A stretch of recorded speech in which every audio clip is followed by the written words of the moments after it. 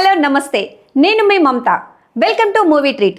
మీకు నచ్చిన హీరో హీరోయిన్ల విశేషాలతో కొత్త సినిమా షూటింగ్ విశేషాలు రివ్యూలతో మీ ముందుకు వచ్చింది మీ మూవీ ట్రీట్. పదండి అలా సినిమా ప్రపంచంలో విహరించి వద్దాం. రామ్ గోపాల్ వర్మ రూపొందించిన రక్త చరిత్ర 2 చిత్రం 2010లో విడుదలైన సంగతి తెలిసిందే.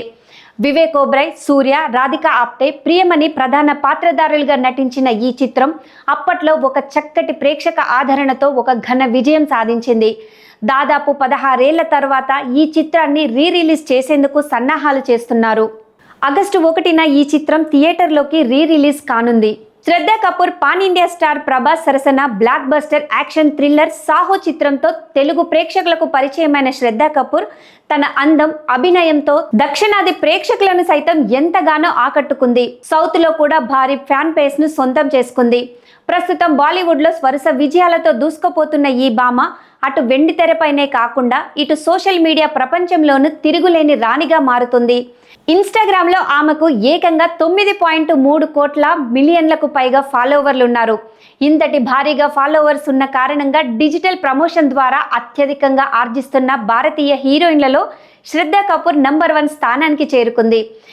డిజిటల్ మార్కెటింగ్ రంగంలో శ్రద్ధా కపూర్ క్రేజ్ ఆకాశంలో రాకెట్లా దూసుకుపోతుండటంతో తమ బ్రాండ్స్ ప్రమోషన్స్ కోసం ప్రముఖ కంపెనీలు ఆమె చుట్టూ క్యూ కడుతున్నాయి.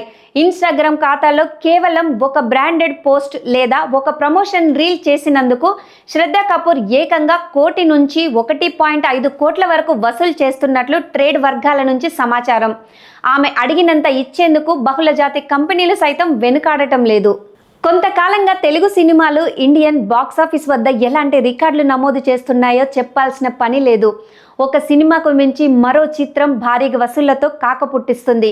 ఈ నేపథ్యంలో రానున్న సమ్మర్ సీజన్ టాలీవుడ్ చరిత్రలోనే అత్యంత భారీ వ్యాపారానికి, సరికొత్త సంచలనాలకు వేదిక కాబోతుంది. పాన్ ఇండియా స్థాయిలో అగ్ర హీరోలు, దిగ్గజ దర్శకుల కలయికలో తెరకెక్కుతున్న మోస్ట్ ఎవైటెడ్ ప్రాజెక్టులు అన్ని ఒకే సీజన్లో క్యూ కట్టడం సినీ వర్గాల్లో ఉత్కంఠతను రేకెత్తిస్తుంది. 2027 సమ్మర్ సీజన్ బాక్సాఫీస్ వద్ద ఏకంగా 4,000 కోట్ల భారీ బిజినెస్ నమోదు చేసే దిశగా అడుగులు వేస్తుంది. మహా సమ్మర్ రేసులో ముందుగా మార్చి 5న pan India rebel star Prabhas హీరోగా, సందీప్ రెడ్డి వంగ దర్శకత్వంలో తెరకెక్కుతున్న స్పిరిట్ విడుదల కానుంది. పోలీస్ నేపథ్యంలో అత్యంత పవర్ఫుల్ యాక్షన్ డ్రామాగా వస్తున్న చిత్రంపై ప్రపంచ వ్యాప్తంగా భారీ అంచనాలున్నాయి. మార్చి ప్రారంభంలోనే ఈ సినిమా బాక్సాఫీస్ వద్ద సునామీ సృష్టించడం ఖాయమని ట్రేడ్ వర్గాలు అంచనా వేస్తున్నారు. ఈ క్రేజీ ప్రాజెక్టుతో టాలీవుడ్ సమ్మర్ బాక్సాఫీస్ వేట అత్యంత గ్రాండ్గా ప్రారంభం కానుందని ధీమా వ్యక్తం చేస్తున్నారు. Super star Mahesh Babu, దర్శకధీరుడు SS Rajamouli కాంబినేషన్లో తెరకెక్కుతున్న ప్రతిష్టాత్మక మూవీ వారణాసి. గత కొన్ని రోజులుగా ఈ సినిమాపై నెలకొన్న టైటిల్ వివాదానికి ఎట్టకేకలకు తెరపడింది. దాదాపు 2 ఏళ్ల క్రితమే వారణాసి టైటిల్ ను దర్శకుడు సిహెచ్ సుబ్బారెడ్డి తన బ్యానర్ రామబ్రహ్మ హనుమాన్ క్రియేషన్ పేరిట తెలుగు ఫిలిం ఛాంబర్లో రిజిస్టర్ చేయించారు.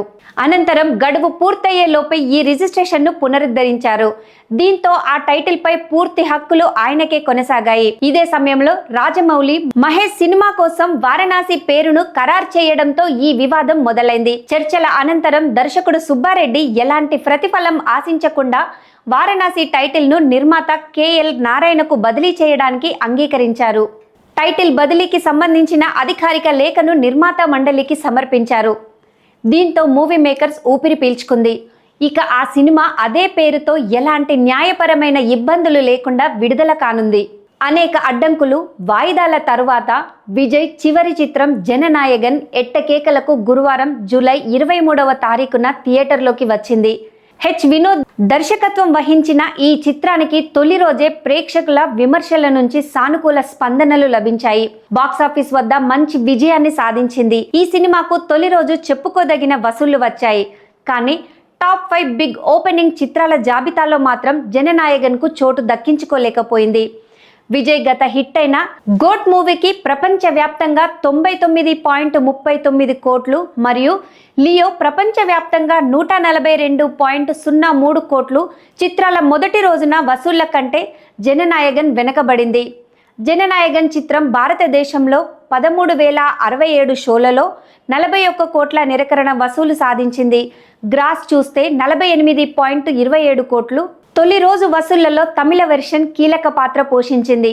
భారతదేశంలో 41 కోట్ల నిరకరణ వసూళ్లకు గాను ఒక తమిళంలోనే 36.50 కోట్లు సంపాదించింది. 7,585 స్క్రీనింగ్లలో దీనికి 60% ఆక్యుపెన్సీ లభించింది. తెలుగు వర్షన్ 1,502 స్క్రీనింగ్లలో 30% ఆక్యుపెన్సీతో 2.75 కోట్లు రాబట్టింది. ఇవండి ఇప్పటిదాకా ఉన్న సినిమా విశేషాలు. మరో మూవీ ట్రీట్లో మరిన్ని విశేషాలతో మళ్ళీ మీ ముందుకు వస్తాం. అంతవరకు చూస్తూ ఉండండి మీడియా మిజైల్స్. సైనింగ్ ఆఫ్ మమత.